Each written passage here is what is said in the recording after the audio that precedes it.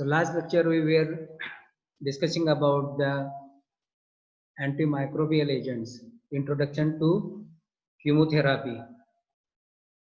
Now we have seen how drug resistance develop, how it can be prevented.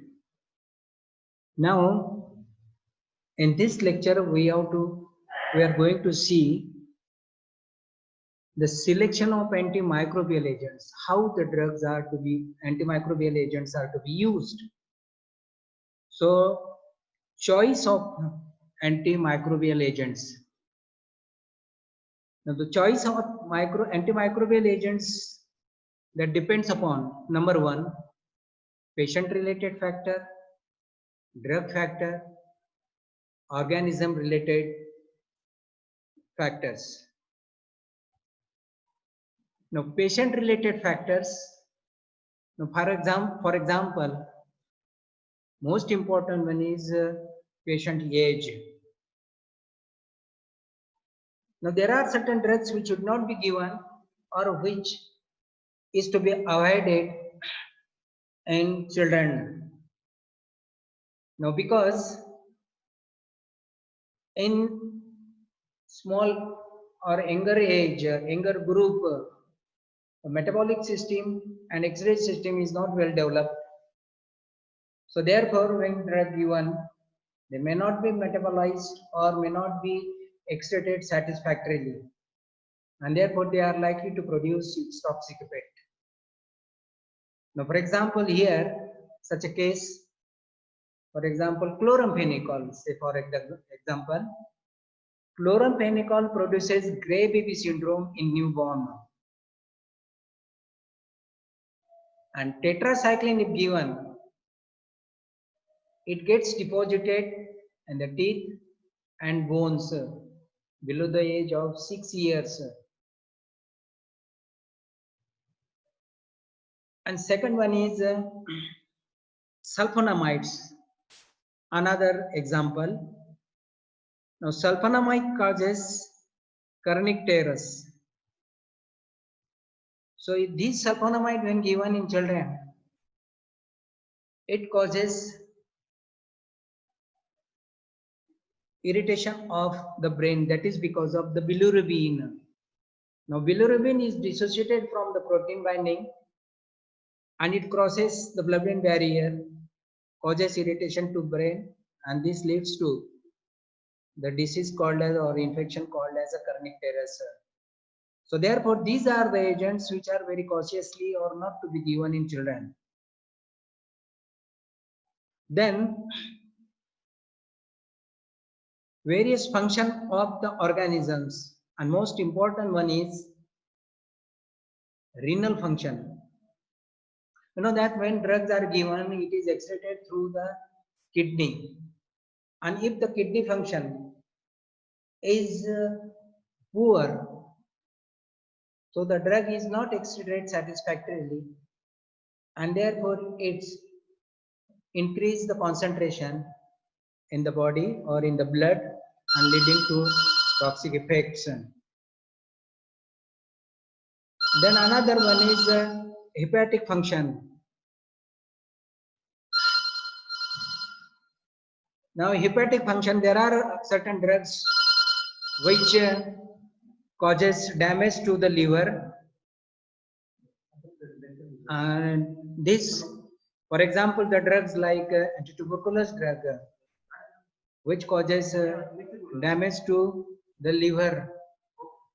So drug which produces liver toxicity, they should be avoided in the patients. Renal toxicity, particularly the drugs which are toxic to renal or kidney, like tetracycline, aminoglycosides, antibiotic, and many others. So they should be avoided if the renal function is poor in these patients. Then another factor is local factors. Now local factors, for example, the presence of pus. Unless the pus is not drained out, the antibiotic will not be able to produce its action. particularly this sulfonamide. Then one more is presence of foreign bodies in the body of the patient. So the infection will not be adequately treated, cured in these patients. If the catheter, another example, if there, for example, catheter is there in the in some patients, it may likely to produce urinary tract infection, and unless the catheter is not drawn out, taking out, so the infection will not be controlled. Then penetration barrier, another factor. Now there are certain, for example, sites where the drugs are not crossing to the site where it has to produce its action.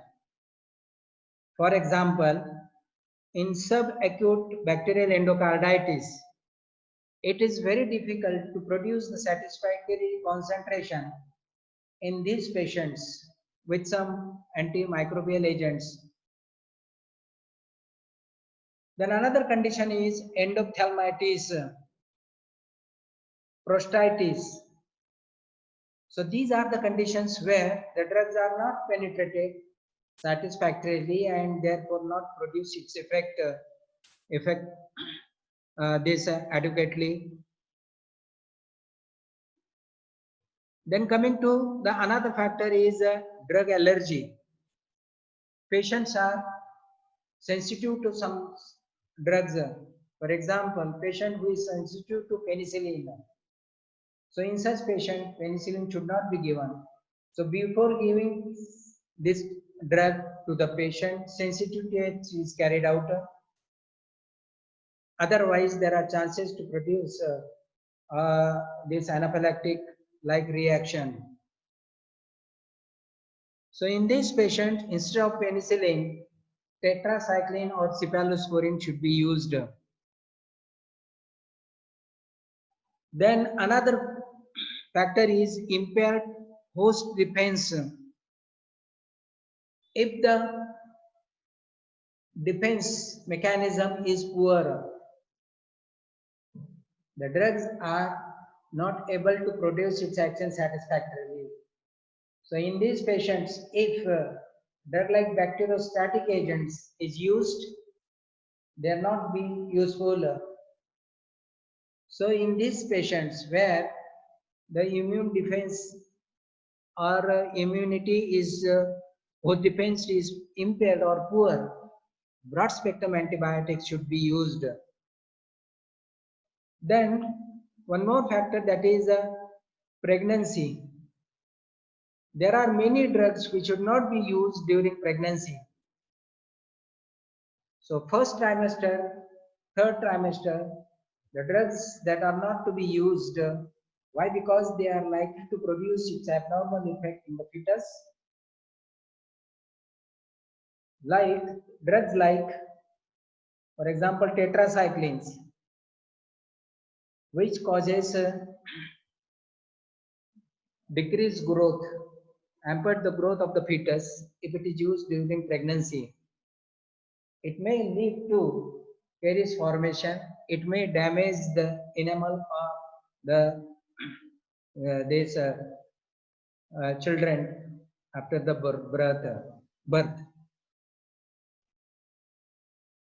Then aminoglycoside antibiotic, it may causes fetal ear damage. Drug like fluoroquinolones, they are also not to be used during pregnancy. Then genetic factors. Drug like, if there are a deficiency of glucose 6-phosphate dehydrogenase, drug like primaquine, fluoroquinolones, chloramphenicol, they are likely to produce hemolysis.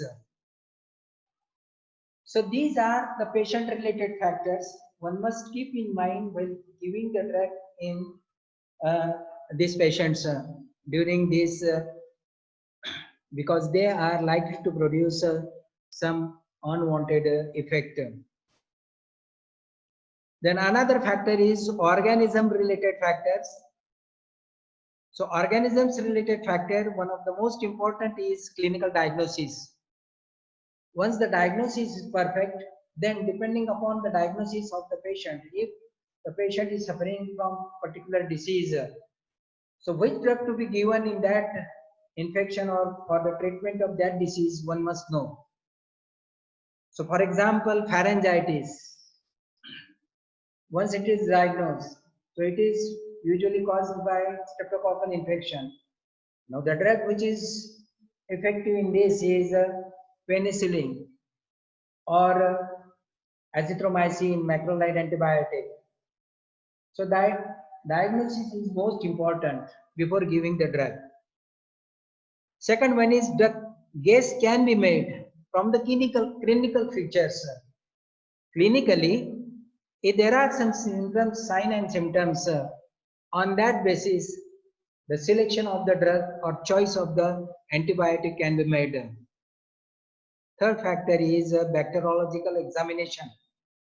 Selection should be made on the basis of culture and bacteriological examinations like culture and sensitivity test. Once you know that the bacteria are sensitive to particular antibiotic, then that specific antibiotic should be given for the treatment of that infection. So it will be effective against that organisms. So the another factor is bacteriological services not available. In such situation, when the bacteriological examination is not there, so one must not know, one is not knowing that which organism is responsible for producing that infection. So in that case, better to use a broad spectrum antibiotic. So it will cover maximum organisms, including positive and negative organisms for producing that infection. So better to use a broad spectrum antibiotic in this situation. Now another factor is bacteriological services available and therefore treatment, but the treatment can be delayed. Now the patient who is suffering from urinary tract infection, you can start giving the therapy, start giving the antimicrobial agents, and meanwhile the sample is taken and it is sent for the bacteriological examination. Till the reports comes, we are using a particular antibiotic, but if the effect is not satisfactory, patient is not responding satisfactorily, then we can switch over the another antibiotic which is sensitive against that organism. So these are the organisms related factors. Then selection can be made depending upon the drug related factors. Now when you want to make some or give some drugs to the patients, so depending upon the spectrum of activity, whether to use broad spectrum or narrow spectrum. Now if the infection, if you know that which organism, so in that case particularly rapidly acting or this narrow spectrum, once you know that the organisms is positive organisms, gram positive organisms or gram negative organisms mainly responsible for causing that infection, then the narrow spectrum like penicillin or erythromycin or macrolide antibiotic can be used. And if the infection is mixed type, there are chances of many bacteria which may be from the group of gram negative or gram positive. In that case, if the mixed type of organisms are there, then the broad spectrum antibiotic should be used. Then type of activity or type of action, bacteriostatic or bactericidal. Mostly the infection, in that case, bacteriostatic antibiotics should be used because it is rapidly acting. And then in some, if there is immune compromised patient, bactericidal agents are to be used.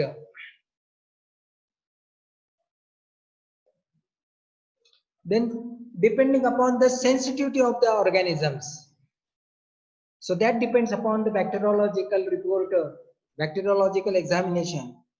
The organisms which are sensitive to particular that antibiotics, so these antibiotics should be used against the infection caused by that organisms. Then coming to the toxicity, relative toxicity, which probably are likely to produce that antibiotics. One must know which antibiotic produces what kind of toxicity. Keeping in mind its toxicity, the drug should be given in that particular dosage, or it should not, duration should not be increased for that particular antibiotics. Then coming to pharmacokinetics, another factor. So how the drug, when it is given, how it is absorbed, how it is distributed, whether it is crossing the blood-brain barrier or not. So, site which is involved by the infection, for example, if the patient is suffering from meningitis, which drug crosses the blood-brain barrier? So, depending upon this, the antibiotics should be selected.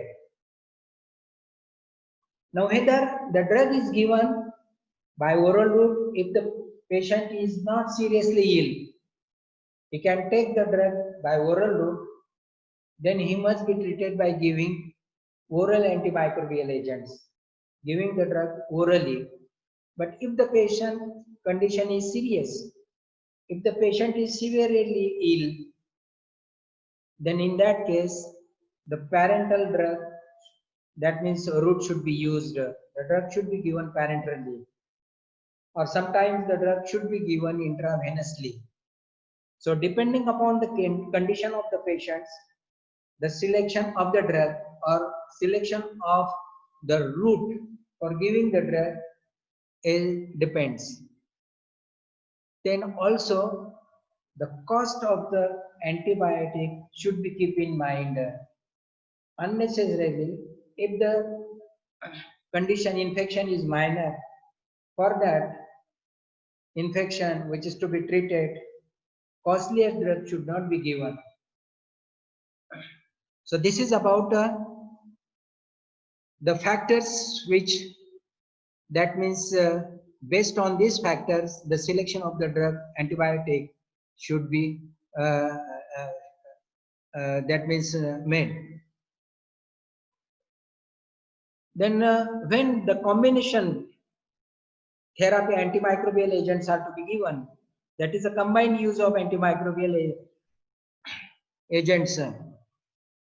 The combination therapy should be number one. This is to be given for number one, or the advantage of giving the combined drug therapy is to achieve the synergism. That means when two drugs or more drugs are given in combination, one drug may enhance the effect of another drug. So instead of giving a single antimicrobial agents, two antimicrobial or three antimicrobial agents are given, the benefit of the patients. That means infection can be cured rapidly in such patients. Now, for example, tuberculosis patients. In that case, rifampicin and isoniazid drug to be used. So if this combination or sometimes 4 times, this 4 drug combination is used, so it will not only cure the patient rapidly, it will reduce the duration of treatment also. So rifampicin, isoniazid, pyrazinamide and ethambutol, these are the 4 drugs to be given in combination for the treatment of tuberculosis initially. So this is to achieve the synergism. Second one is the advantage of giving combination is to reduce the severity or to reduce the incidence of adverse effect. Now, for example, drugs like amphotericin B and rifampicin. Rifampicin enhances the antifungal activity of amphotericin B. It will also help in reducing the toxicity of this drug. Third one is to prevent the resistance. Now, if the combination is used, there will be delay in the development of the resistance. It will prevent the development of resistance. Now, for example, this tuberculosis patient, if 4 drugs particularly, if given in combination, the development of resistance can be avoided. But if the same patient, tuberculosis patient, if the single drug, for example, INH either or rifampicin is given singly, the chances of developing resistance are more or rapidly. And fourth one is to broaden the spectrum of antimicrobial action. So it will cover many organisms that produces the infection. So particularly the spectrum will be wide. So it will cover many organisms, gram positive, gram negative, plus drug like tetracycline if used, it may include or cover the microorganisms like chlamydia or rickettsia. So in such situation, a combination therapy will be more useful. Now, for example, to broaden the spectrum, one important example is cotrimoxazole. Here the combination of the drug, these are sulfamethoxazole and trimethoprim, which increases the spectrum of activity, which broadens the spectrum. So this is about the combination. Now, disadvantages of using the combination or combined antimicrobial therapy is unnecessarily, if the combination is used, there are chances of increasing the incidence of adverse effect. So the drug, particularly the patient, we are exposing the unwanted antimicrobial agents. That microbial agents use is not required, not needed, even though the patient is exposed to that antibiotic, and that may produce the toxic effects. Second one is the chances of super infection. Antibiotics which are given in combination for a longer period, so the chances of development of super infection will be more. Then the third one is unnecessarily, if you are giving antibiotic which is not necessary for the treatment of that infection, so the chances of developing resistance will be more. And fourth one is high cost. Cost will be increased unnecessarily if the combination is used.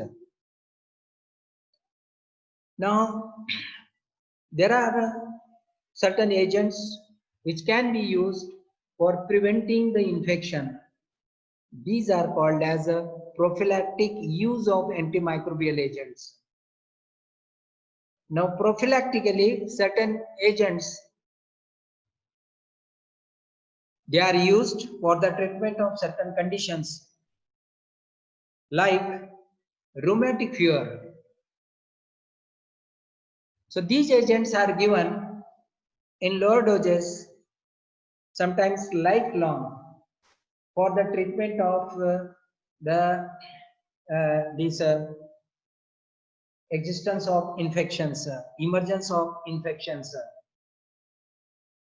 The conditions like number 1, rheumatic fever. Here, prophylactically penicillin G is given. Penicillin G or benzathine penicillin is given sometimes lifelong or at the age of up to the age of 18 years of the child for prevention of this disease here in this case. Second condition is tuberculosis. The patient who comes in contact, for example, children who comes in contact with the infected mother, tuberculous mother. So such child is given prophylactically INH in the dose of 5 milligram per kg body weight, so that the emergence of tuberculosis infection in the child can be prevented.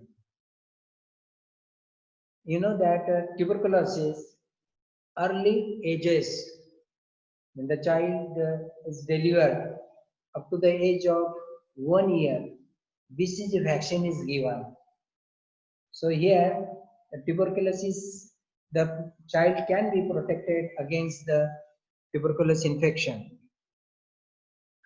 Then another one is a Mycobacterium avium complex called as a MAC. So this infection can be prevented by giving azithromycin or azithromycin for the treatment or for prophylactic purposes of Mycobacterium avium complex. Another one is HIV infection.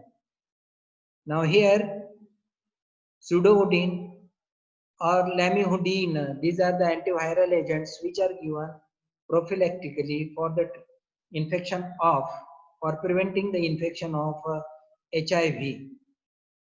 Then meningococcal meningitis. For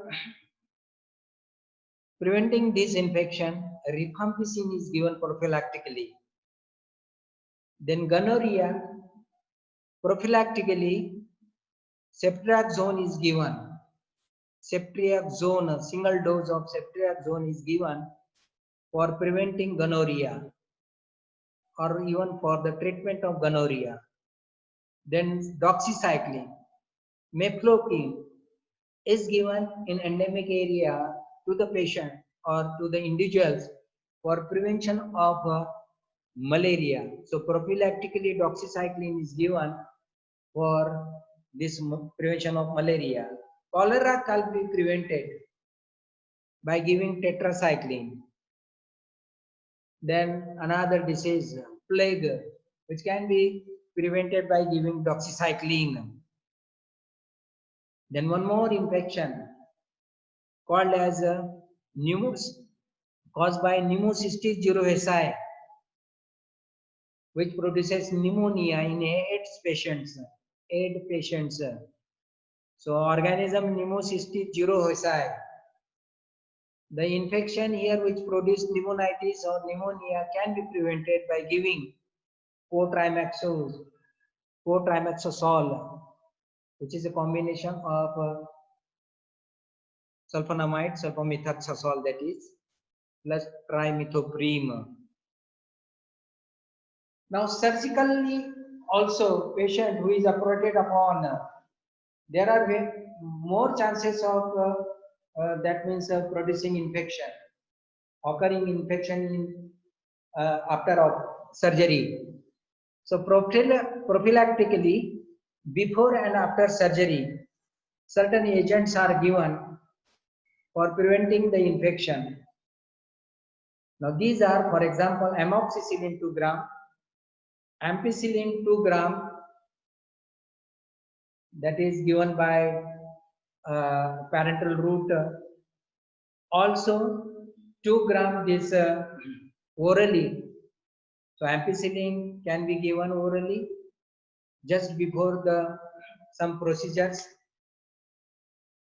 or cefazolin injectable cefazolin 1 hour before the surgical procedure can be given, which can be prevented emergence of surgical infection. So even after this, using proper antimicrobial agents, proper observing this duration or like that, there may be failure of antimicrobial agents therapy. Patient may not respond. Patient may not be cured even after giving the antimicrobial agents. There are certain reasons for failure of this antimicrobial therapy. Most important one is number one, that is an improper selection of the drug. Selection of the drug, antimicrobial agents, is not proper. So for example, the infection may be because of gram-negative organisms, and you are using the drug which is effective against gram-positive organisms. So in that case, it is not going to produce its effect. So improper selection of the drug.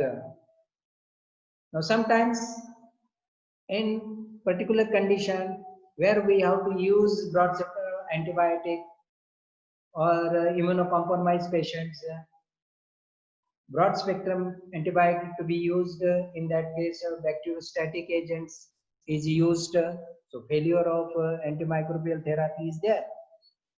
Dose may not be proper. Inadequate dose of the antimicrobial agents may not be produce adequate effect or satisfactory effect.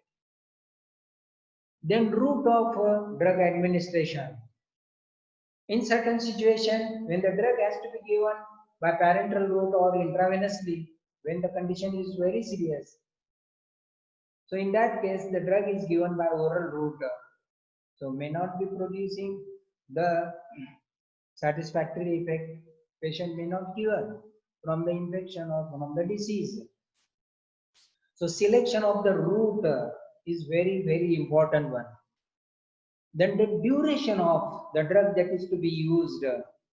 Normally, for the treatment of any infection, drug antimicrobial therapy should be used for at least 5 to 7 days. In such situation, the drug should be used for 10 days, or even the condition like typhoid fever, the drug should be used, antimicrobial drug. For example, ciprofloxacin, to be used for 12 to 14 days. So if this is not observed, duration is not proper, patient is not going to be cured from the antimicrobial therapy. Then another factors that may produce failure of the AMA therapy, that is treatment started too late. So by that time, the infection may be serious, severe, patient may become severe or serious. So in that case, there will be failure of antimicrobial therapy. Then poor host defense. So the host defense is poor. In that case, static agents, antimicrobial agents which produce its effect, or they are bacteriostatic agents, will not be effective. So broad spectrum antibiotic are to be used in those patients where the immune system is compromised. Now know that there are various conditions which decrease the immune system in the patients. Now, for example, number one is the patient who is taking corticosteroid therapy, the patients who is suffering from the AIDS or HIV, the patient who is having diabetes mellitus, or the patient who that means taking malignant agents, anti-malignant agents. So all in this situation, the patient's immune system is compromised. So in that case, it is difficult to treat the patients by giving the static agents, bacteriostatic agents. And then another one is infective organisms which are present behind the barriers. So it is very difficult in this condition for the antimicrobial agents to cross over this or to penetrate this barrier. The conditions like subacute bacterial endocarditis, endoophthalmitis, difficult to cross over the blood-brain barrier in certain situations.